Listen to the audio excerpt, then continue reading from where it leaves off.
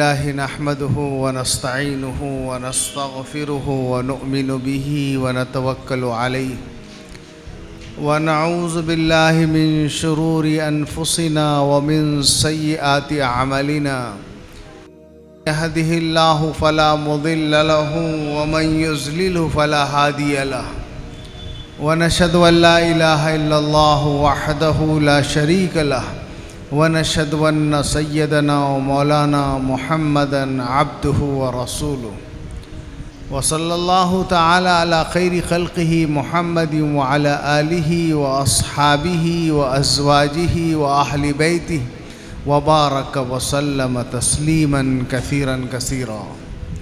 أما بعد فأعوذ بالله من الشيطان الرجيم. بسم الله الرحمن الرحيم. اقرأ باسم ربك الذي خلق خلق الإنسان من علق اقرأ وربك الأكرم الذي علم بالقلم علم الإنسان ما لم يعلم. وقال النبي صلى الله عليه وسلم طلب العلم فريضة على كل مسلم. صدق الله العظيم وصدق رسوله الأمين. اما بعد، قابل عزت احترام حضرت مولانا عبدالشکور صاحب جامعی، مولانا انصار صاحب اور اس اجلاس کے روح رواں اور مشہور عالم دین حضرت مولانا مفتی انیس الرحمن صاحب دامت برکاتہم.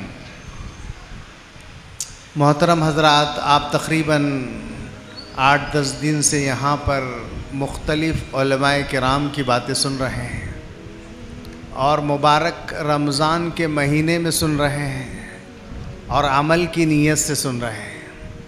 اور ابھی مجھ سے پہلے مولانا عبدالشکور صاحب نے دینی تعلیم مکاتب کی اہمیت پر بڑی اہم اور جامع باتیں آپ کے سامنے رکھی ہیں. میں چند باتیں آپ سے ایک سبق دہراؤں گا، ایک یاد دہانی کروں گا، اس لیے کہ اللہ تعالیٰ نے یہ ارشاد فرمایا کہ فَذَكِّرْ فَإِنَّ الذِّكْرَ تَنفَعُ الْمُؤْمِنِينَ. یاد دہانی کیا کرو. یاد دہانی ایمان والوں کو فائدہ پہنچاتی ہے. انسان بہت بھولتا ہے، بھٹکتا ہے، اس کو یاد نہیں رہتا. اس لیے اللہ تعالیٰ نے انبیاء بھیجے، رسول بھیجے، پیغمبر بھیجے کہ اس انسان کو بھولا ہوا سبق یاد دلایا جاتا رہے. اسی لیے 10 دن کا پروگرام بھی یاد دہانی کا ہے. انسان میں اور اس کے رب میں یہی فرق ہے کہ ان ربی لا یضل ولا ینسیٰ. میرا رب بھولتا ہے نہ بھٹکتا ہے، لیکن انسان بھولتا ہے، بھٹکتا ہے، یاد نہیں رہتا. اس کو یاد دلایا جائے، اس کو جگایا جائے. تو میرے دوستو، میں نے بات شروع کی تھی ایک قرآن کی آیت سے، اور وہ آیت آخری پیغمبر محمد الرسول اللہ صلی اللہ علیہ وسلم کو جس نے نبی بنا دیا تھا، اور اللہ نے اپنے آخری پیغمبر سے پہلی بات جو کی تھی اسی الفاظ سے کی تھی. اور وہ الفاظ ہی نہیں تھے بلکہ ایک پیغام تھا، ایک میسج تھا، اور ہر مشکل کا حل تھا.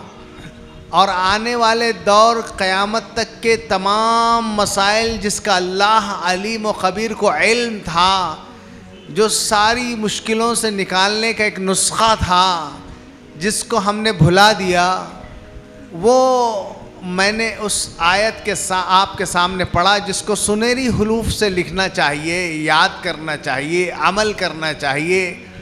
اللہ نے یہ فرمایا تھا کہ اقرأ باسم ربک، پڑھو اپنے رب کے نام سے. یہاں پر کیا پڑھو، اس کا مفعول محذوف ہے، مفعول نہیں لایا گیا. خالی کہا گیا اقرأ باسم ربک، اپنے رب کے نام کے ساتھ علم حاصل کرو، تعلیم حاصل کرو.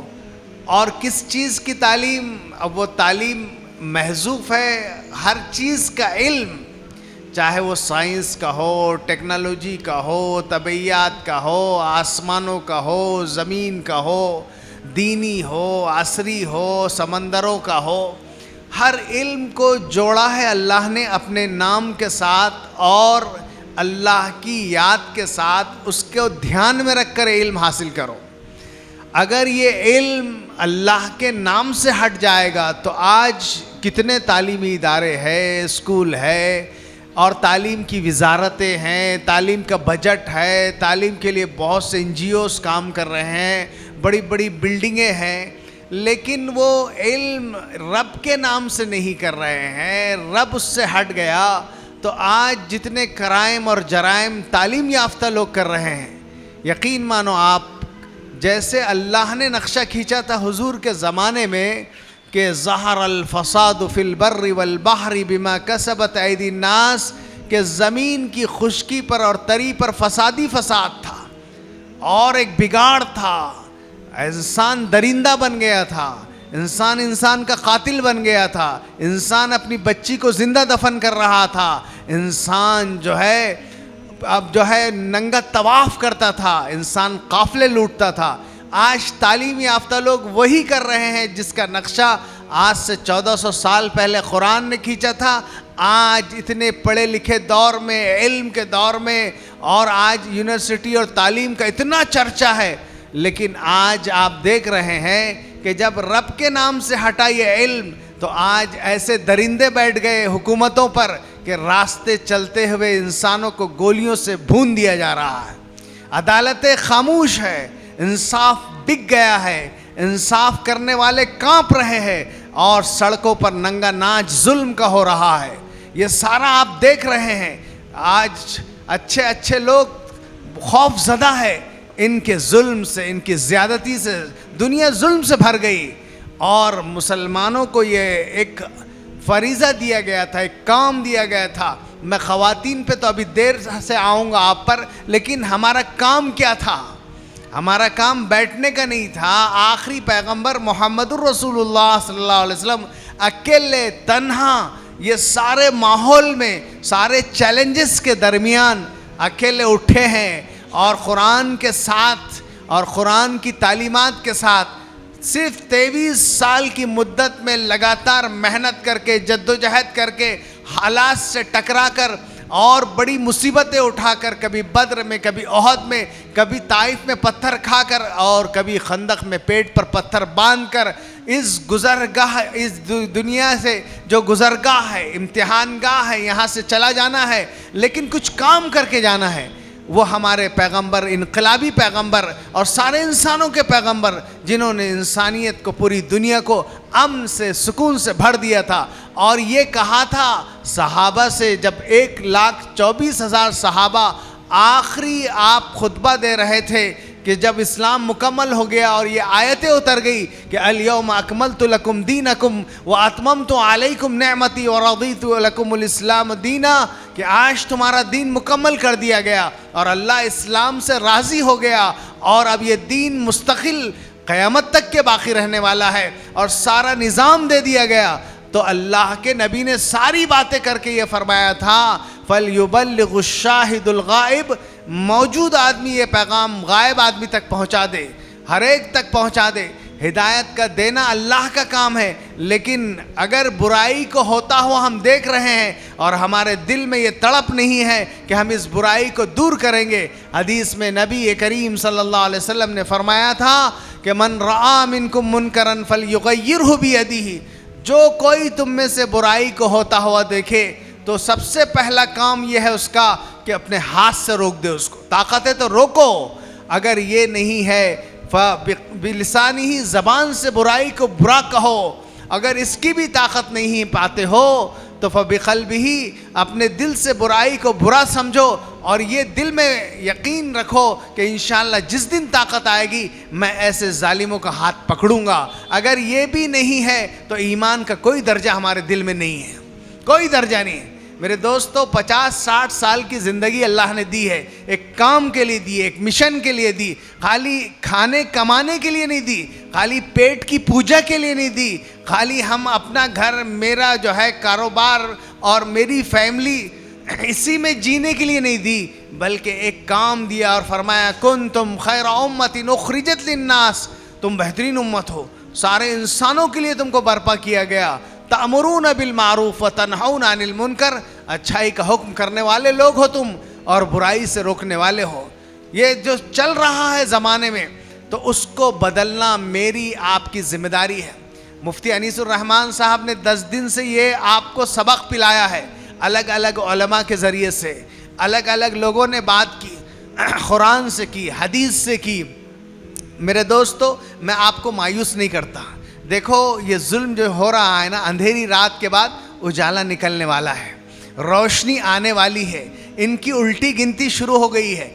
ہم کو کام کرنا ہے بس۔ اللہ کی مدد کیسے آئے گی؟ آپ دیکھو، جس اللہ نے فرعون کو غرق کیا، جس اللہ نے ایسے بڑے بڑے جبابرہ جو انا ربکم الاعلی کہتے تھے، میری خدائی، میں بڑا خدا بن گیا، میرے پاس پاور ہے، میرے پاس طاقت ہے، کتنی قومیں عاد، قوم سمود، قوم لوط اور حامان، شداد، تاریخ بھری ہوئی ہے قرآن میں، جن کو اللہ تعالیٰ نے زمین کا پیوند بنا دیا۔ اور آج کے فرعون، آج کے سرکش جو آج دندنا رہے ہیں اور کہہ رہے ہیں ہماری حکومت، ہماری طاقت، یقین مانو اگر ہم لوگ اللہ کی رسی کو مضبوطی سے تھام لے تو اللہ نے ان کی مثال دی، مثلہم کمثل العنکبوت، ان کی مثال مکڑی کے جالوں کی طرح دکھ رہے ہیں، ایسے یہ سمندر کے جھاگ کی طرح ہے۔ اللہ تعالیٰ ان کو ایسے نیچے لائیں گے جسے جھاگ چڑھ جاتا ہے، جھاگ ختم ہو جاتا ہے، کوئی طاقت جھاگ کی نہیں رہتی،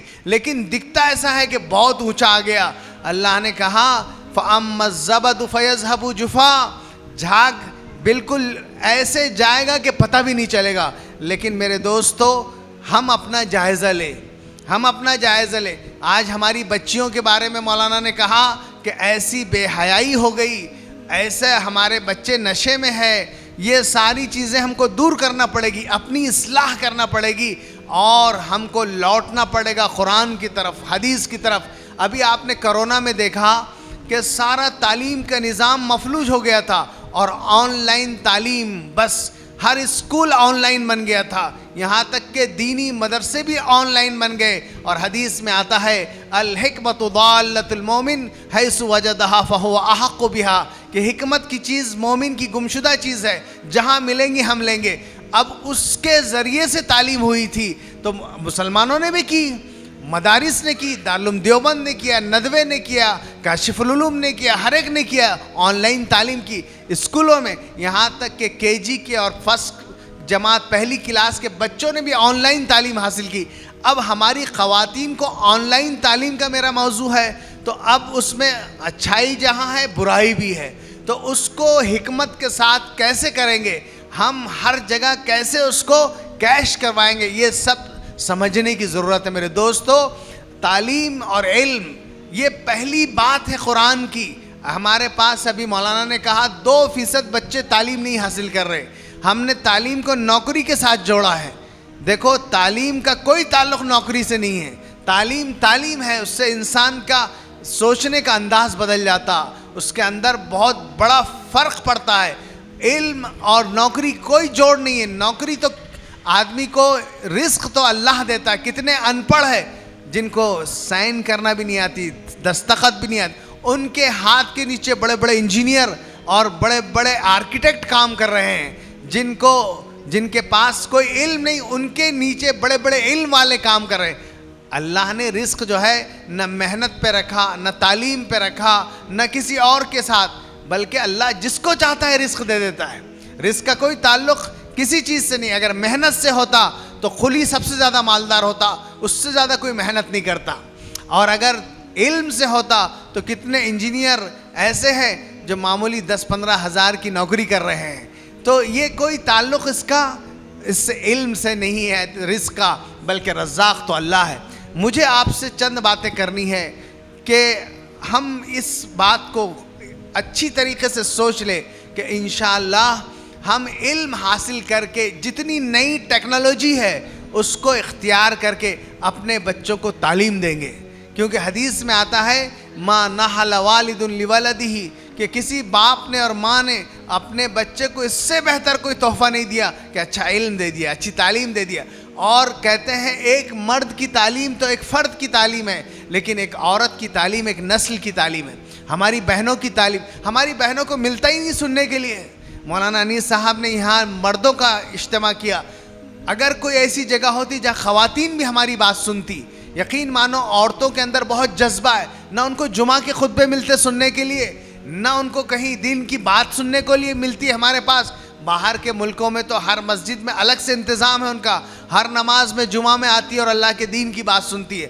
اور کسی کے دل میں بات اتر جائے تو وہ اتنا کام کرے گی خواتین میں، اور ان کے گود میں پلنے والے بچے اس علم کی بنیاد پر بہت بڑے بڑے کام کر سکتے ہیں. لیکن ہمارے پاس یہ نظام نہیں ہے. تو میرے دوستو، اپنی گھر میں علم کی تعلیم کی، چاہے آن لائن ہو، اب ذریعہ بچتا ہے آن لائن کا کہ آن لائن کے ذریعے سے دین کا علم، اور کون سے سورسز ہے جہاں سے صحیح چیز چھٹ کر ہمارے گھر تک پہنچے. کیونکہ بہت سی باطل تنظیمیں بھی کام کر رہی ہے جو اچھے عنوان رکھتی ہے. ایسا لگتا ہے کہ اسلام کا غلبہ، اسلام کے نام پر بہت یوٹیوب پر آپ کو چینل دکھیں گے، لیکن معلوم ہو وہ یہودیوں کے چینل ہے، وہ RSS کے چینل ہے، وہ کام کر رہے ہیں.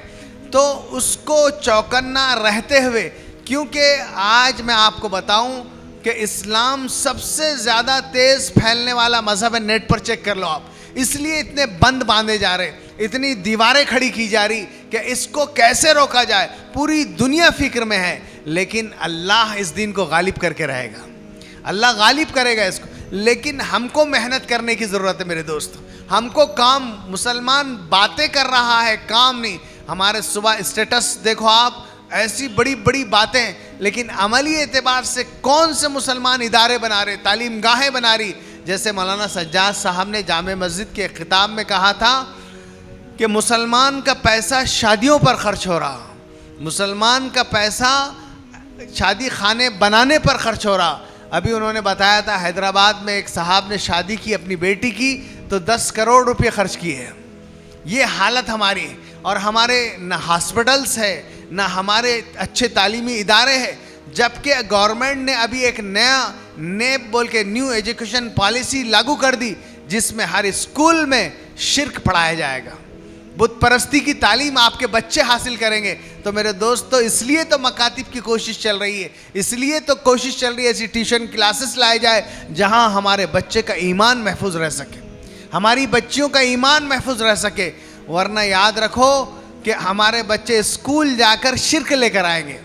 اور اللہ نے قرآن میں کہا، یا ایھا الذین آمنوا قوا انفسکم واہلیکم نارا، اے ایمان والو اپنے آپ کو اور اپنے بچوں کو جہنم کی آگ سے بچاؤ. یہ ننھے منھے بچے میرے سامنے بیٹھے، یہ بچے ہمارا مستقبل ہے، یہ ہمارا فیوچر ہے.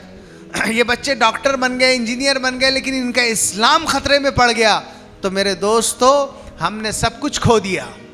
کیونکہ اللہ کا یہ فیصلہ ہے کہ ان اللہ لا یغفر ان یشرک بہ ویغفر ما دون ذلک لمن یشاء.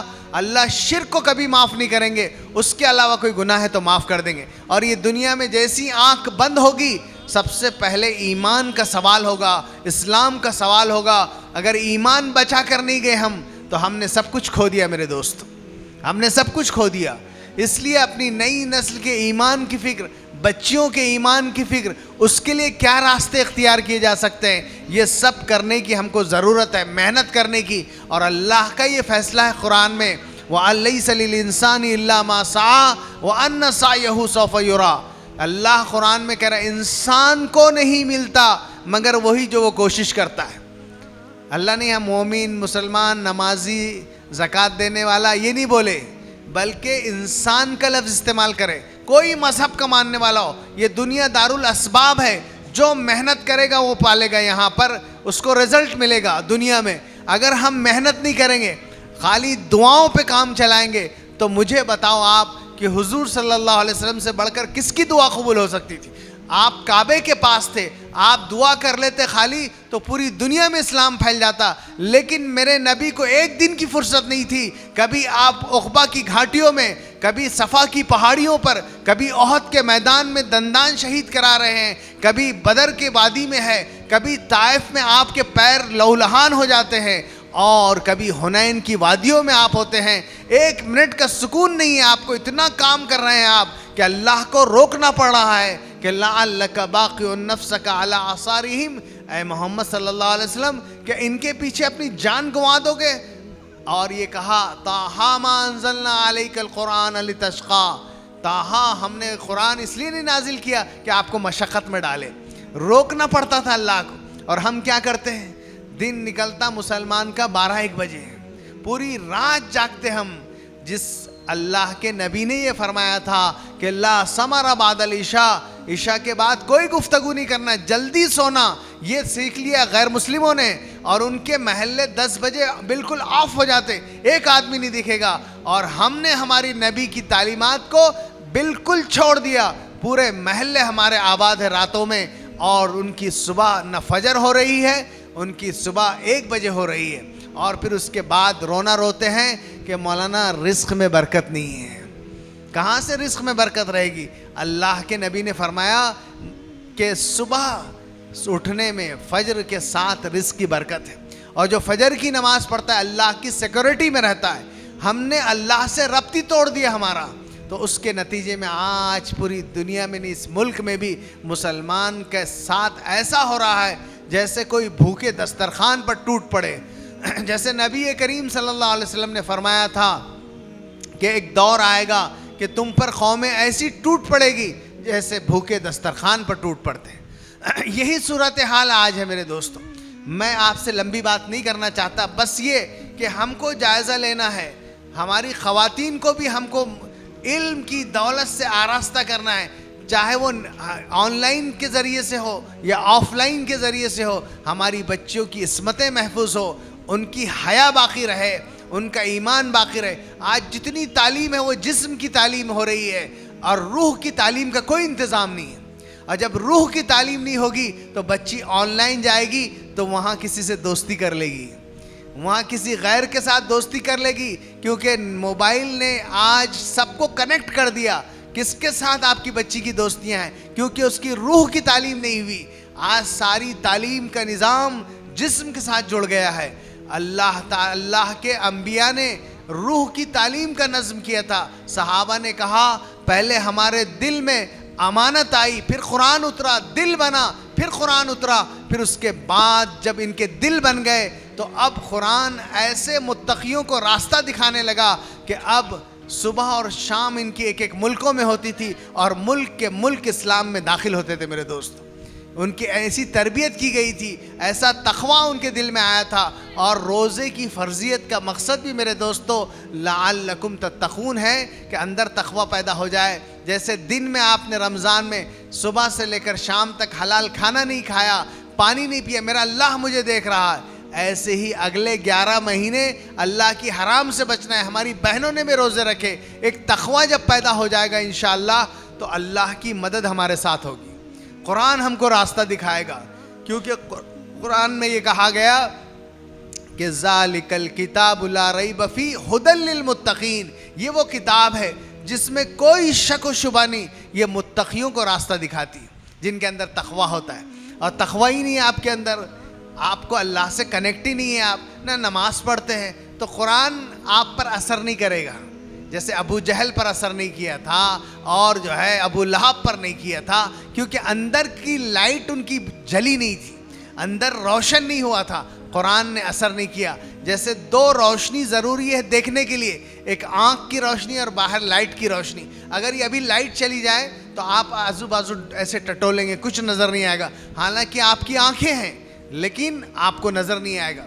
اور ایک اندھا آدمی ہے, سورج نکلا ہوا ہے 12 بجے کا, لیکن اس کے اندر روشنی نہیں ہے, تو اس کو بھی راستہ نہیں دکھے گا. ایسی قرآن کے لیے 2 روشنی چاہیے, اندر تقوی کی روشنی اور باہر قرآن کی روشنی, تو راستہ دکھے گا. ہم کو راستہ دکھنے کے لیے 2 روشنی چاہیے. میرے دوستو, میں آپ سے عرض کروں کہ ہم کو یہ تقوی کے ساتھ آگے بڑھنا ہے اور علم حاصل کرنا ہے, اور اس طریقے سے ہم کام کریں گے, محنت کریں گے, جدوجہد کریں گے اس دین کے لیے. تو یہ بات ہمارے علماء کہہ رہے ہیں کہ انشاءاللہ یہ جو ہم سے آج کٹر دشمنی رکھ رہے ہیں, ہم سے نفرت کر رہے ہیں، انشاءاللہ اللہ تعالیٰ ان کو ہدایت دے گا، اللہ ان کو اسلام کی جھولی میں ڈالے گا. لیکن ہم کو کام کرنے کی ضرورت ہے. ہمارے اخلاق، ہمارے کردار، ہمارے معاملات ایسے اچھے ہونا. ہماری بہنیں کام کرے، آن لائن تعلیم حاصل کر کے کرے یا آف لائن تعلیم حاصل کر کے. خواتین کا ونگ بھی کام کرے، نوجوانوں کا ونگ بھی کام کرے، اور ہم ایک ایک گھر تک جائے. اللہ کا دین، کوئی کچا پکا مکان باقی نہ رہے جہاں اللہ کا دین نہ پہنچے. ہم کام کریں، محنت کریں. اور اللہ نے ہم کو اس کا پابند بنایا. جیسے رسول سے کہا تھا کہ کیا کہا تھا؟ یا ایھا الرسول بلغ ما انزل الیک، اے رسول جو آپ پر نازل ہو رہا اس کو پہنچاؤ، لوگوں تک لے جاؤ.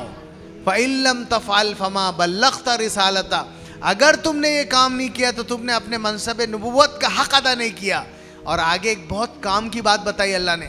اگر ہم اپنی حفاظت کروانا چاہتے ہو، ہم بچنا چاہتے ہو یہ انکاؤنٹر سے اور ان سے، تو اللہ نے آگے کہا اللہ یعصمک، اللہ تمہاری حفاظت کرے گا اگر تم دعوت کا کام کرو گے. تو اللہ تمہاری حفاظت کرے گا اگر تم دعوت کا کام کرو گے، دین کا کام کرو گے، اسلام کا کام کرو گے، قرآن کے پیغام کو پہنچاؤ گے، تو اللہ کی حفاظت میں آ جاؤ گے.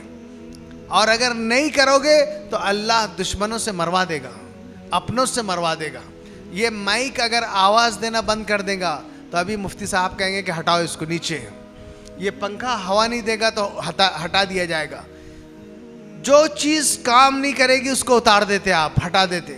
ایسے ہی قرآن نے کہا مسلمان بھی اگر کام نہیں کرے گا اور مومن بھی اگر کام نہیں کرے گا تو اللہ تم کو ہٹا کر دوسروں کو لائے گا. قرآن میں ہے وَمَن يَرْتَدَّ مِنْكُمْ عَنْ دِينِهِ، جو تم میں سے دین سے ہٹے گا تو اللہ کیا کرے گا؟ اللہ دوسری قوم کو اٹھا کر لائے گا. وہ تمہاری طرح نہیں ہوں گے.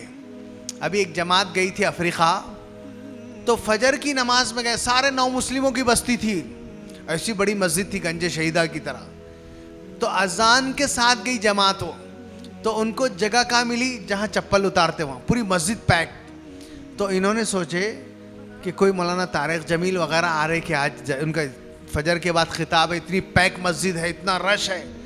تو وہاں کے مقامی لوگوں سے پوچھے کہ کون آ رہا آج اتنا رش ہے؟ تو انہوں نے کہا کوئی نہیں آ رہا، یہ روزانہ اسی رش رہتا. اگر آپ کو مسجد کے اندر جگہ چاہیے تو آپ اذان سے 20 منٹ پہلے آؤ. یہ نو مسلموں کا حال ہے جو جماعت نے کارگزاری بیان کی. اور انہوں نے یہ بھی بتایا کہ وہ مسجد میں وضو کے لیے پانی نہیں تھا، 5 کلومیٹر دور سے جا کے وضو کر کے آنا پڑا تھا. ایسا نو مسلموں کے ایمان کی یہ حالت ہے. اور ہمارے ایمان کی حالت کیا ہے؟ ابھی ہو جانے دیجئے رمضان اور عید ہو جانے دیجئے. عید کے دن ہی فجر میں کتنی تعداد رہتی دیکھو. ہم رمضان کے مسلمان ہیں، رمضان میں فجر فرض تھی، رمضان کے بعد کہاں ہے؟ تو یہ کیفیت کو بدلنے کی ضرورت ہے. آج اتنا مجمع طے کرو، انشاءاللہ ہماری ایک نماز نہیں چھوٹے گی. کیونکہ پہلی سیڑھی، پہلا زینہ، پہلا قدم اسلام کا نماز ہے. نماز ہی نہیں تو بات ہی مت کرو آپ آگے کی. اللہ میں ان سے بات کرنے ہی تیار نہیں ہے. اللہ نے کتنی جگہ نماز کا حکم دیا. ایک عجیب واقعہ ہمارے ایک مولانا نے سنائے. یہ واقعات یہ ایسے ہوتے جس سے ایمان تازہ ہوتا. انہوں نے کہا کہ ہمارے پڑوس کے ملک میں ایک جج صاحب ریٹائرڈ ہوئے، سپریم کورٹ کے جج، اور ان کی جگہ دوسرے جج نے لے لی. تو ان کا پرائیویٹ کیبن تھا. یہ جو جج ریٹائرڈ ہو گئے، دوسرے جج آئے، تو وہ جج صاحب جو پہلے ریٹائرڈ ہوئے تھے دعوت کے کام سے جڑے ہوئے تھے، تو ان سے ملنے گئے جو ان کی پوزیشن پر آئے. اور ان کے کیبن میں جانے سے پہلے باہر پیون سے اور سیکرٹریز سے کہا کہ اندر سے بیل بجے، گھنٹی بجے تو اندر نہیں آنا. اب لوگ جانتے تھے ابھی ریٹائرڈ ہوئے، ان کی پوزیشن تھی. یہ سمجھا کے گئے باہر والوں کو کہ بیل بجے تو اندر نہیں آنا. اور اس کے بعد وہ جج صاحب سے بات کی، مبارکباد دی کہ آپ اتنی بڑی پوسٹ پر آ گئے، چیف جسٹس بن گئے، آپ بڑے جج بن گئے، تو مجھے چائے وائے پلاؤ، کچھ کھلاؤ. تو انہوں نے بیل بجائی. اب بیل بجائی تو کوئی آ ہی نہیں رہا. اب ایک جج کے کیبن میں نہیں آنا بولے تو بہت بڑا جرم ہے. تو پھر تھوڑی دیر انہوں نے باتوں میں لگایا، ان کو ادھر ادھر کی باتیں کی. اور اس کے بعد بولے کہاں ہے آپ کی چائے وائے، اتنی دیر ہو گئی ہم آپ سے بات کریں. پھر 2 بار بیل بجائی انہوں نے غصے میں، اور پھر بھی کوئی نہیں آیا اندر. اب یہ غصے میں اٹھ کے جانے لگے کہ میری بیل پہ کوئی نہیں آ رہا. تو انہوں نے بٹھا دیا ان کو، جج صاحب غصے میں مت آئیے، بیٹھ جائیے، ابھی آپ اس کو سسپینڈ کر دیں گے. انہوں نے کہا جو آدمی باہر پیون ہے اور سیکریٹری، یہ آپ اس کے مالک نہیں ہیں، گورنمنٹ تنخواہ دیتی ہے ان کو. یہ آپ آج چیئر پر ہے، آپ سیٹ پر ہے، تو اس لیے آپ کے نوکر ہے، وہ کام سن رہے. آپ کو اتنا غصہ آ رہا ہے بیل بجائے تو وہ نہیں آ رہے. اللہ میاں 5 ٹائم بیل بجا رہا نماز کی اور آپ نہیں آ رہے، تو اللہ کو کتنا ناراضگی ہوتی ہوگی، اللہ کو کتنا غصہ آتا ہوگا کہ اللہ کی بیل حی علی الصلاح، آؤ نماز کی طرف، حی علی الفلاح، آؤ کامیابی کی طرف، اور مسلمان نہیں آ رہا، مسلمان تیار نہیں اللہ کی بیل پر آنے کے لیے. تو یقین مانو آپ، یہ تباہی کے راستے ہمارے ہیں، یہ تباہی کے راستے ہیں. اس لیے ہم کو رجوع کرنے کی ضرورت ہے میرے دوستو. یہ 10 دن کے اجتماع کا مقصد کیا ہے؟ آپ کو کیوں بلایا گیا؟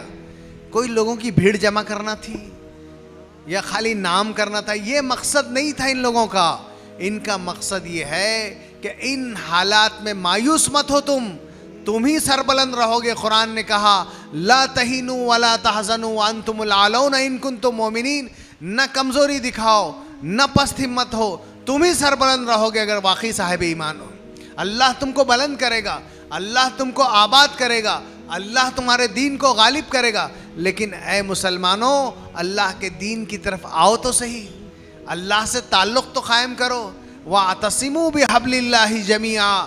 اے مسلمان ماؤں، بہنوں، مردوں، سب بچوں، اللہ کی رسی کو مضبوطی سے تھامو، اللہ تمہارے قدم جما دے گا، اللہ تمہارے قدم جما دے گا. تو میرے دوستو، آج آپ وعدہ کرو، رمضان جا رہے ہیں، شب قدر گزری، رمضان میں دعائیں قبول ہوتی ہے کہ ہم اللہ کے دین کی طرف رجوع کریں گے انشاءاللہ. یہ اجتماع کا مقصد کو حل کر دیں گے ہم، کہ یہ لوگوں نے جو جمع کیا ہے اس لیے کیا ہے کہ ہم انشاءاللہ اللہ کے دین کے ساتھ جڑ کر اللہ کے دین کا کام کریں گے. کیونکہ اللہ تعالیٰ یہ سوال کرے گا کہ آپ کیا کر کے آئے، آپ نے کیا کیا. حدیث میں آتا ہے لا تزول قدم عبد امام ربہ، بندے کے قدم ہٹیں گے نہیں اپنے رب کے سامنے سے، حتی یسأل عن عمرہ فیما افنا، یہاں تک کہ اس کے اللہ تعالیٰ اس کے علم کے اس کی زندگی کے بارے میں پوچھیں گے کہ زندگی کہاں فنا کر کے آئے. اس کے علم کے بارے میں پوچھیں گے کہ علم پر کتنا عمل کیا. اس کی جوانی کے بارے میں پوچھیں گے اللہ تعالیٰ کہ جوانی کہاں پر خرچ کی. میرے دوستو، بہت تھوڑی دن کی زندگی ہے، 50-60 سال کا خواب ہے، اور وہ بھی پورا ہوگا کہ نہیں ہوگا نہیں معلوم، کب زندگی کی شام ہو جائے. لیکن اس شام ہونے سے پہلے ہم اپنے اللہ کی طرف رجوع کریں، ہم مجرم بن کر نہ جائیں. قرآن نے کہا یا ایھا الذین آمنوا اتقوا اللہ حق تقاتہ ولا تموتن الا وانتم مسلمون، کہ اے ایمان والو اللہ سے ڈرو جیسے اس سے ڈرنے کا حق ہے، اور مت مرنا مگر حالت فرما برداری میں، مجرم بن کر نہیں آنا ہمارے پاس. اور ایک آیت میں اللہ نے یہ پیغام دیا، سن لو ذرا کان کھول کر، کہا من اعرض عن ذکری، جو میری باتوں سے دھیان ہٹائے گا، میرے دین سے منہ پھیرے گا، میرے دین سے روگردانی کرے گا، تو اللہ نے کہا کیا کہا من اعرض عن دینی تو فإن لہ معیشۃ ضنکا، اللہ سب سے پہلے سزا یہ دیں گے اس کو کہ اس کی زندگی تنگ کر کے رکھ دیں گے، ٹینشن سے بھر دیں گے اس کی زندگی، مصیبتیں آئیں گی، پہلی سزا یہ دیں گے. اور اتنا ہی نہیں کریں گے وَنَحْشُرُهُ يَوْمَ الْقِيَامَةِ أَعْمَىٰ، ہم قیامت کے دن ایسے نالائق کو اندھا اٹھائیں گے، نابینا اٹھائیں گے، اور وہ کہے گا رب لما حشرتنی اعمیٰ، اے پروردگار تو نے مجھے اندھا کیوں اٹھایا، فقط کنت بصیرا، میں تو دیکھنے والا تھا، بینا تھا، میں نابینا کیوں اٹھاؤں. تو اللہ تعالیٰ کہیں گے کذالک اتتک آیاتنا، میری باتیں تیرے پاس آتی تھی، فنسیتہا، تو نے اس کو بھلا دیا، کذالک الیوم تنسیٰ، آج ہم تجھے جہنم میں ڈال کے بلائیں گے. میرے دوستو، یہ حقیقتیں ہیں کہ آدمی کو قرآن نے آج غافل نہیں رکھا کیا ہونے والا ہے اور کیا نہیں ہونے والا ہے. ساری باتیں قرآن میں ہے. لقد کان فی قصصہم عبرۃ لأولی الالباب، اللہ نے قرآن میں کہا پچھلے واقعات ہم اس لیے بیان کرتے ہیں کہ اس میں عبرت ہے عقل رکھنے والوں کے لیے. کون سی قوم کیا کر کے کامیاب ہوئی وہ کرنا ہے، اور کون سی قوم کیا کر کے ناکام ہوئی اس سے بچنا ہے. یہ قرآن پورا بیان کرتا ہے. تو میرے دوستو، میری بات میں یہی مختصر کرتا ہوں. حضرت مولانا محفوظ الرحمان صاحب بھی تشریف لا چکے، ڈاکٹر عبدالغفار صاحب قادری بھی یہاں پر اسٹیج پر جلوہ افروز ہے. ہم کو صرف ہمارا بھولا ہوا سبق یاد کرنا ہے. علماء کے سامنے وعدہ کرنا ہے ہم کو کہ انشاءاللہ ہم اپنے دین پر کام کریں گے، اپنی خواتین کو تیار کریں گے. میں آپ کو بتاؤں، ان دونوں بزرگوں کی موجودگی میں یہ دنیا دیکھے ہوئے آج باطل تنظیم کی عورتیں اتنا کام کر رہی ہے، یقین مانو آپ. اور ہماری عورتیں خالی 2 روٹی ڈال کر تھک جاتی ہیں اور گھر میں بس اتنا ہی. ان کا کام ہے کہ اللہ کے دین کو گھر گھر تک پہنچائے، اور ہمارے مردوں کا کام بھی ہے کہ اللہ کے دین کے لیے محنت کرے. اللہ کے دین کے احیاء کے لیے ہم کیا کر سکتے ہیں، اپنی کوشش، ہم اپنا کیا اس میں اپنا دان دے سکتے ہیں، یہ اللہ کو بتائیں ہم. علامہ اقبال نے ایک شعر میں کہا، عجیب بات کہی انہوں نے کہا ذرا آنکھ بند کر کے سوچو کہ گھڑی آخرت میں، ہم آخرت میں کھڑے ہیں. ان کا شعر سن لو آپ، پھر میں اس کی تشریح کروں گا. یہ گھڑی محشر کی ہے، یہ گھڑی محشر کی ہے اور تو عرصہ محشر میں ہے. یہ تصور کر اے غافل کہ سارے لوگ حشر میں کھڑے ہوئے ہیں، آدم سے لے کے آخری انسان تک قیامت قائم ہو گئی. یہ گھڑی محشر کی ہے اور تو عرصہ محشر میں ہے. پیش کر اے غافل اگر کوئی عمل دفتر میں ہے. اللہ میں پوچھیں گے کچھ لائے کہ بھائی کام کر کے آئے کہ جنت میں جانے کے لیے؟ تو ہم اتنی تیاری کر لے کہ کچھ دکھانے کے لیے اللہ کو رہ جائے کہ اللہ میں نے یہ کر کے آیا. آج طے کرو اتنا سرمایہ کر لیں گے ہم کہ اللہ کو بتا سکیں گے کہ اللہ کے دین کے لیے کچھ کرے. خالی اپنی نوکری، اپنی دکان، اپنا گھر، یہ تو جانور بھی کرتے مولانا. جانور بھی اپنے لیے جیتا ہے. انسان میں اور جانور میں فرق ہے. جانور صرف جیتا ہے اپنے چارے کے لیے اور اپنے باڑے کے لیے بس. انسان بھی آج چارے اور باڑے کا غلام بن گیا. ہم نے آپ کو بتایا، اس سے پہلے بھی میں نے تقریر میں کہا تھا کہ چارے کا نام آپ نے کھانے کا برگر، بریانی سب رکھ لیا، یہ چارہ ہے. اور باڑا بنگلہ، فلیٹ، فلاں، بس. اور جس دن مریں گے نہ باڑا رہے گا نہ چارہ رہے گا. 2 کفن کے کپڑوں کے ساتھ آپ کو لے جایا جائے گا. پیدا ہوئے تھے تو برہنہ آئے تھے، اور اتنی محنت کر کے 2 کفن کے کپڑوں کے ساتھ جا رہے ہیں. نہ گھر ساتھ آیا، یہ حقیقت ہے میرے دوستو. نہ مال کام آیا، نہ کفن میں آپ کے جیب ہے، نہ آپ کہتے ہیں خبر میں کوئی الماری ہے. کچھ نہیں، سارا وارثوں کا مال ہے. آپ چوکیدار بنے ہوئے ہیں، آپ چوکیدار بنے ہوئے ہیں. جس دن آنکھ بند ہوگی ساری چیز دھری کی دھری رہ جائے گی میرے دوست. ابھی ہم ایک اللہ والے کی مولانا رابع صاحب کا انتقال ہوا. دعا کرو اللہ ان کی مغفرت فرمائے. ہم 4 دن پہلے ہی چلے گئے تھے وہاں. یقین مانو اللہ والوں کی زندگی کیسی ہوتی، اتنا اطمینان، اتنا سکون. جس دن مولانا کا انتقال ہوا ہم وہاں تھے. ظہر کی نماز پڑھی مولانا نے، ہم لوگ بھی ساتھ میں تھے، اور ایک خیں ہوئی مولانا کو، اور بس زبان سے اللہ اللہ ایسا نہیں، اور روح نکل گئی مولانا کی. کیا زندگی جی انہوں نے. لاکھوں لوگ تو ندوے میں تھے نماز میں، اور ان کے وطن پر جب لے گئے وہاں تو پیر رکھنے جگہ نہیں تھی. ان الذین آمنوا وعملوا الصالحات سیجعل لهم الرحمن ودا. قرآن نے کہا جو لوگ نیک کام کرتے ایمان کے ساتھ، اللہ لوگوں کے دلوں میں ان کی محبت ڈال دیتا. ایسی محبت دیکھنے کو ملی. ایسے اللہ والے گئے تو میرے دوستو وہ کام کر کے گئے، کام کر کے سینکڑوں، بہت سی کتابیں لکھی، سینکڑوں مدارس کی سرپرستی کی، آل انڈیا مسلم پرسنل بورڈ کے صدر رہے، دارالعلوم ندوۃ العلماء کو 4 چاند لگا دیا انہوں نے. ایسی خدمات کہ اللہ نے ان کی موت بھی اتنی پیاری کی. اور کہا ہوگا فرشتوں نے، یا ایتھا النفس المطمئنہ ارجعی الی ربک راضیۃ مرضیہ. اے نفس مطمئنہ اب چل اپنے رب کے پاس، اللہ تجھ سے خوش، اللہ تجھ سے راضی. یہ سب پیغام ہم کو بھی ملے انشاءاللہ. تو یہ 10 دن کا خلاصہ آپ نے سن لیا کہ ہمارا یہ 10 دن کا یہاں جو یہ جلسے اور یہ پروگرام مولانا انیس الرحمان صاحب نے کرائے، یہ آپ سے وعدہ لینے کے لیے کرائے کہ انشاءاللہ ہم کچھ دن کے لیے کام کریں گے انشاءاللہ. اس کی ترتیب پوچھو علماء سے کہ ہم کو کرنا کیا ہے. علماء سے جڑے رہو آپ. علماء سے جڑے رہیں گے تو آپ انبیاء کے ورثہ سے جڑے رہیں گے. اگر علماء سے کوئی کاٹنے کی کوشش کر رہا ہے آپ کو تو یقین مانو آپ سمجھو کہ وہ کوئی ایجنٹ، کسی باطل تنظیم کا ایجنٹ ہے وہ، جو آپ کو کاٹنے کی کوشش کر رہا ہے. العلماء ورثۃ الانبیاء، علماء کن کے وارث ہیں؟ انبیاء کے وارث، پیغمبروں کے وارث. ان سے مت کٹنا کبھی بھی، ان سے جڑے رہنا، قرآن سے جڑے رہنا، اللہ کے نبی کی احادیث سے جڑے رہنا. انشاءاللہ منزل ہم کو مل جائے گی. علامہ اقبال نے کہا سبق پھر پڑھ صداقت کا، عدالت کا، شجاعت کا، لیا جائے گا تجھ سے کام دنیا کی امامت کا. اور ایک آخری بات جو مولانا بلال صاحب نے ہم لوگوں سے کہی تھی کہ عوام میں اس بات کو آپ کہیں کہ مایوسی بالکل مت لاؤ اپنے اندر. یہ حالات بہت آتے رہتے ہیں، اللہ حالات نکال دے گا.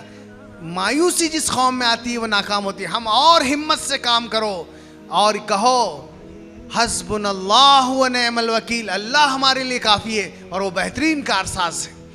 جتنا زیادہ باطل آئے گا اتنے ایمان میں اضافہ ہو جائے گا ہمارے، انشاءاللہ ہمارے ایمان میں اضافہ ہو جائے گا.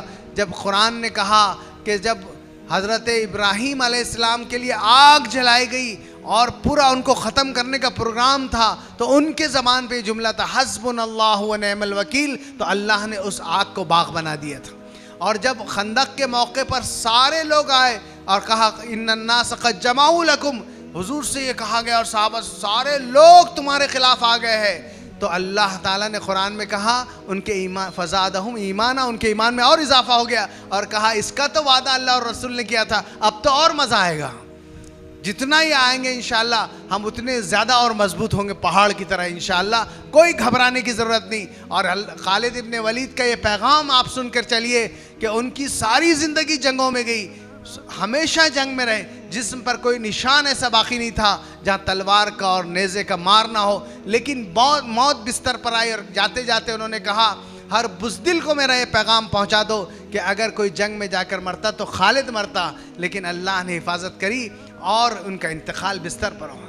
کوئی جنگ میں جا کے مرتا نہیں اور کوئی گھر میں رہ کے بچتا نہیں میرے دوست. جب موت آئے گی تو آئے گی، وقت پر آئے گی.